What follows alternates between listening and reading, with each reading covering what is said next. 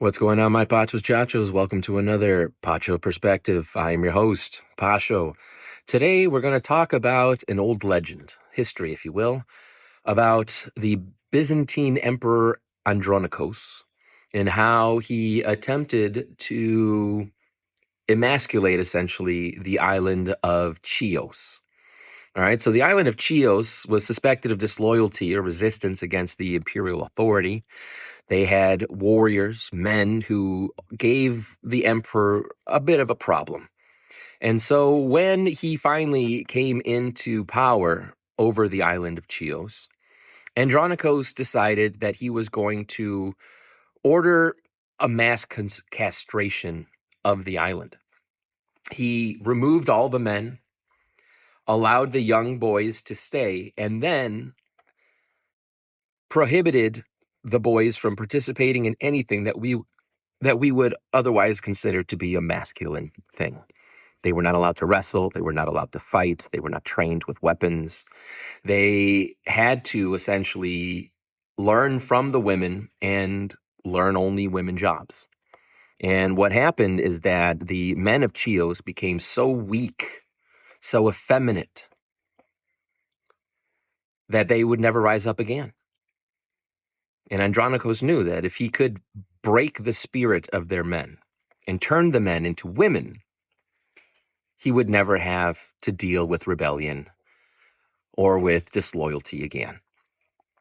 And so the reason I bring this story up is because that's what's happening in our society today.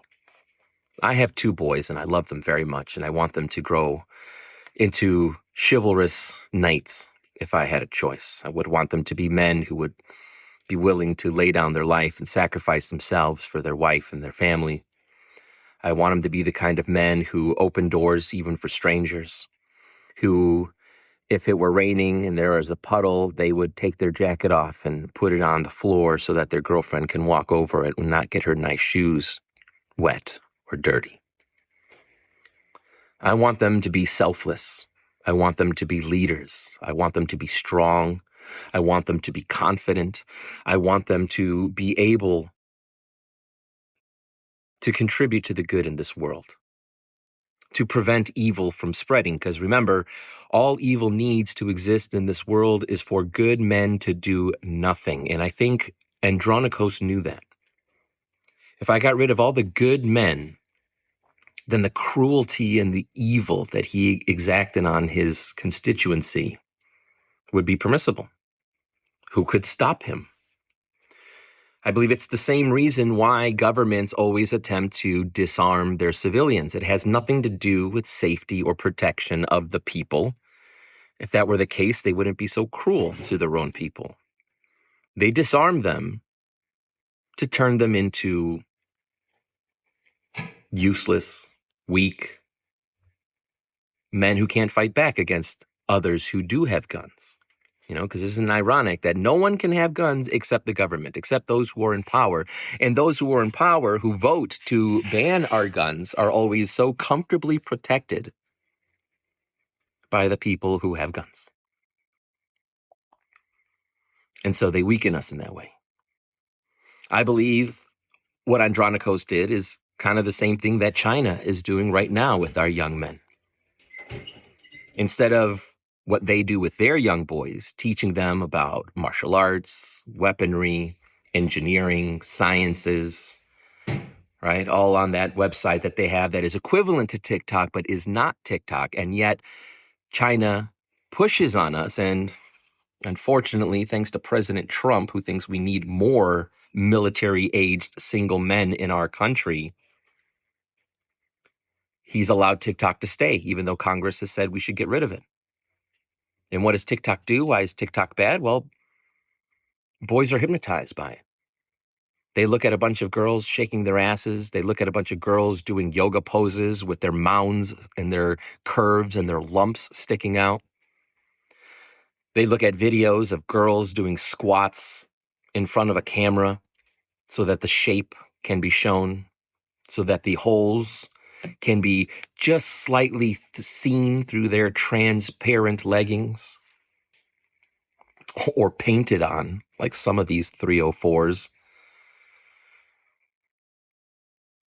And so TikTok makes us stupid. It makes us sexually overcharged. It is an issue with the Overton window that instead of growing and maturing and self-reflection and education, instead they are just numbed by the bread and circus of TikTok. And then we legalize marijuana. We legalize drugs. And what does that do? Does that make our men, our boys more manly? No, it turns them into a bunch of codependent junkies who are useless, who are young and numb, who instead of coming up with solutions will sit on the couch playing video games, masturbating to only fan models. And so China is our modern day Andronikos. We have also raised our boys in a society where women hate them. And so imagine the mind fuck that has to do to a boy when he hears nothing but girls saying they don't want and they don't need men. When they have to go down the halls of high schools and watch girls holding other girls' hands because now women have been convinced, thanks to the feminist movement, that their best option in life are to be lesbians. And so what motivation does a boy have then to approach a woman?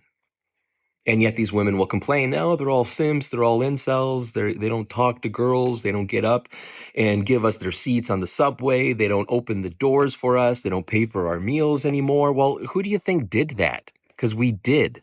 We gladly did. My mother taught me, if you like a girl, you pay. She didn't say battle of the sexes. She didn't say you own her now because you paid for her meal. She said, if you liked a girl, you paid. As a demonstration of your love for that person. But now you've degraded us so much to believing that we are chauvinists, we are misogynists, we are rapists, future criminals, that we're all of a sudden supremacists of some sort. And what kind of confidence do you think a child has, a boy has, when he hears those things, when he sees those things, when he is told that he is the problem? We are, the United States, a predominantly white culture. And so, of course, like Andronikos, you attack that culture. And you make them feel suicidal. You give them drugs to continue feeling suicidal. That's why more than 50% of women in the United States are on SRIs and antidepressants. Is that because feminism is so great? Is that because them being lesbians make their lives so happy that they have to be on antidepressants? Is that why over 75% of lesbian marriages end in divorce? 3 times more than homosexual men when they get married? 50% more than heterosexuals when they get married? Does that also help women with this feminist movement when they're together in lesbian relationships, and lesbian relationships have more domestic violence abuse than any other demographic in relationships? But we have convinced them that they're all lesbians and that they don't need men. And that means sexually too, right? Or if they do, like these sick lesbians out there who will sleep with a man just for his semen. They'll go on a date. They'll pick the man out themselves. They'll rock, paper, scissors as to which one will get knocked up. Or, because they're both disgusting morally anyway, they'll both do it at the same time. If we're lucky, we'll have 2 kids, they say. And then the child is born without a father, even though a father was necessary. And then a child is going to be raised believing he has 2 mothers. Yeah? Did the top come out of one and the bottom came out the other, and like Legos, they snapped them together? No, one is the mother. The other one is the other one, not a mother. Just another person there for the ride to usurp a man's child. A man who probably doesn't even know that these 2 conspired to get pregnant on purpose. And they won't tell him. That's their kid, remember? They're more important. And when you have things like that, you have people like that, and you have a society that pushes all of that, then you have a bunch of boys who don't get to turn into men. And you get a bunch of single mothers, which we weren't made to be single mothers. If that were the case, women would be like insects. They would be able to reproduce on their own. But there's a reason they have to reproduce with a man, because it also takes a woman and a man to raise a child. So if it's a young boy, he can become a man. He can become initiated into manhood. A woman cannot initiate a young boy into manhood because a woman is not a man, doesn't know what it means to be a man. And because of that, we don't have men. We have boys in adult bodies. We have boys who are emotionally retarded and don't know how to treat each other. That's why blacks kill more blacks than anyone else, black men at a much larger degree than whites killing whites, because that's the largest white killer. Only Asians, I think, are killed by blacks more than their own kind. It's like the only demographic. Everybody else, obviously, if you're an Indian man's going to kill you, statistically speaking. But you have these women now who are raising these boys, and because they're not men, they're not taught to be selfless. They're not taught to be self-sacrificing. They're not taught to be strong. If anything, they're taught to be dainty, to be effeminate. And what do you think is going to happen when we have a society of nothing but men who are not strong, who are hooked on drugs? Is that going to fill our military? Is that going to keep us safe?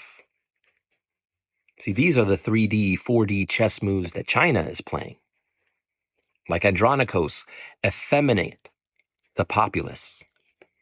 Then there will be no one to stand against you.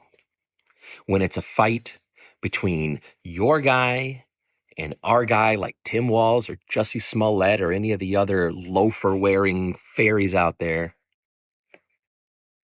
we're dead. We're cooked. And even boys are being taught that they can be pincushions to the elite, to Hollywood.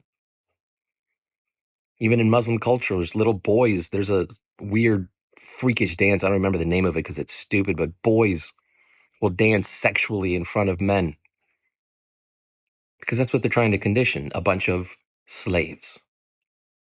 Andronikos wanted slaves. He wanted men who were not men, who would submit to his rule. And right now we are being emasculated on purpose to weaken our country, to weaken our society, to poison our society. Because now they're even talking, like Canada, bringing something equivalent to the MAID program, the assisted suicide. And so think about it. You're white, you're male. Who's going to want to commit more suicide than them? Because they're hated by everybody. They've been bred to even hate themselves. It is the only country that teaches its young to hate its nation. Every other country tells them to have pride, to be proud of Deutschland, of Italia, of wherever, except ours. And so they hate themselves. And they'll be the first in line to have the government kill them for them. That's why suicides have been on the rise for the young boys. That's why depression is on the rise. That's why, Big Pharma is making all the money in the world selling all of their antidepressants. And so the solution, because I'm not just here to vent about problems, but I believe the solution here is that we need stories that remind young boys of what they can become. Stories of weak frailty that turns into strength, that learns to be selfless and then fights on behalf of his people. We need stories of men opening doors for women, of whispering kind words, being romantic, respecting the elderly, sober, if we want our society to have men like that someday. Because right now, I can't recall any story other than perhaps the story of David, where we are teaching our kids that they can become something greater, that a shepherd can become a king. But other than that story, and thank you, Angel Studios, for that, we have nothing. Every story teaches a young girl that she can dominate the world. Like in that ridiculous story, Ballerina, that this 100-pound soaking wet girl can take out 40 armed, trained military men who have twice, if not 3 times, the mass and muscle as she does. But in the movie, right, all you got to do is graze a guy in the balls, and then you can win. Even though when the number 1 tennis star in the women's league plays the last position in the men's league and gets crushed, they're still going to believe that they can do whatever men can do. They can bench press 300. If an assailant from a warring country came here, they would be able to take him down with a few martial arts moves that they saw in movies, I'm sure. Our children are being sold bad stories on purpose because stories are what we tell children to become the adults that we want. See, that's why in the Odyssey, that's why in all the classic literature, all the heroes were strong, they were wise, they had flaws, but they were undoubtedly men.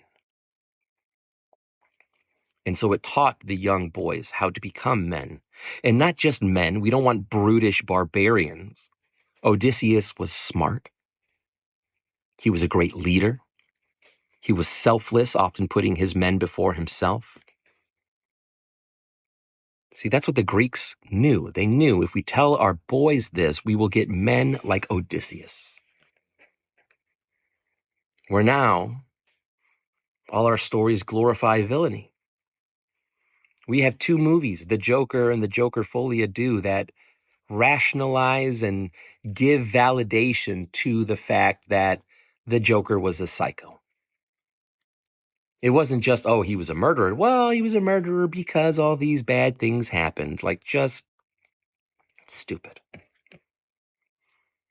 We're telling stories that doesn't matter what kind of training you go through, a little girl can beat you up with martial arts, while dancing ballet.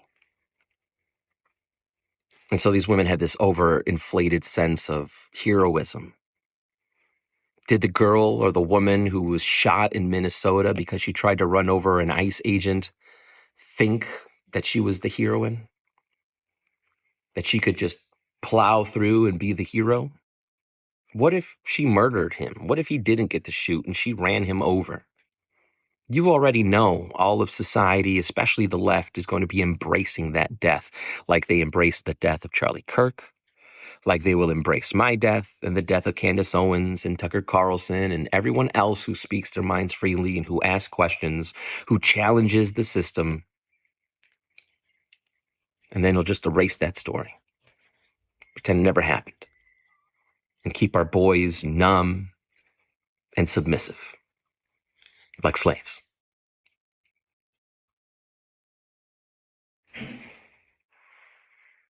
It's an interesting story.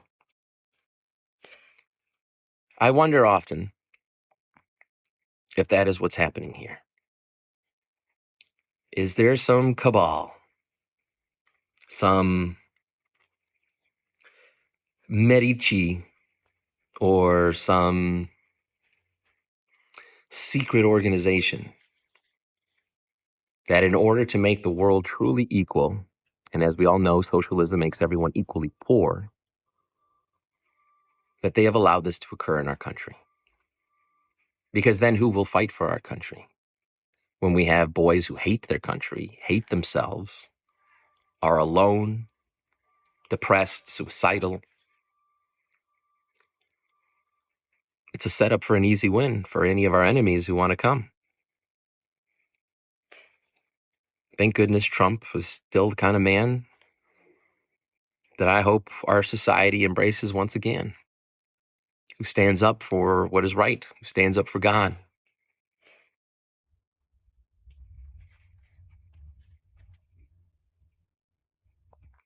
So anyway, it's long enough.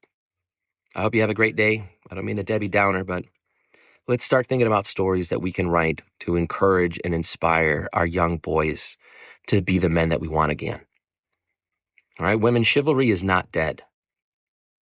Let me correct you right there. It is not dead. The problem is it's not taught. If we started teaching chivalry again, we would have boys turn into men. We would have doors being held open. You, my beautiful women out there, would have every seat on a subway, on a bus, on a train. You would never have to stand because men would offer you their seats.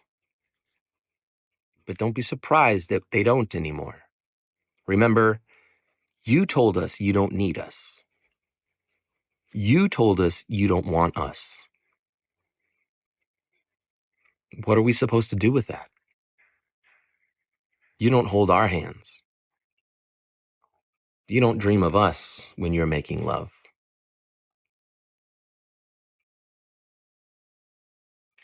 Let's bring back chivalry, folks. And you'll see when we turn our boys into knights, not just barbarians with swords, but knights who practice the virtues of chivalry, of chastity. We'll have a society that we can be proud of again.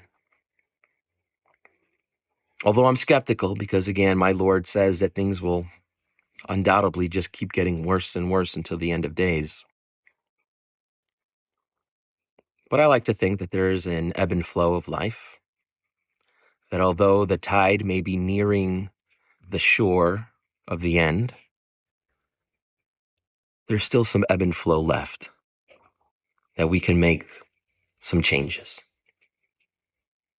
And maybe by making these changes, we repair the relationship between men and women. We throw out those stupid notions of misogyny. We men have worshipped you ladies for lifetimes. We have placed you on pedestals. We have written poetry. We have created plays and stories and movies about how much we adore you, not because we are misogynists. We are your biggest fans.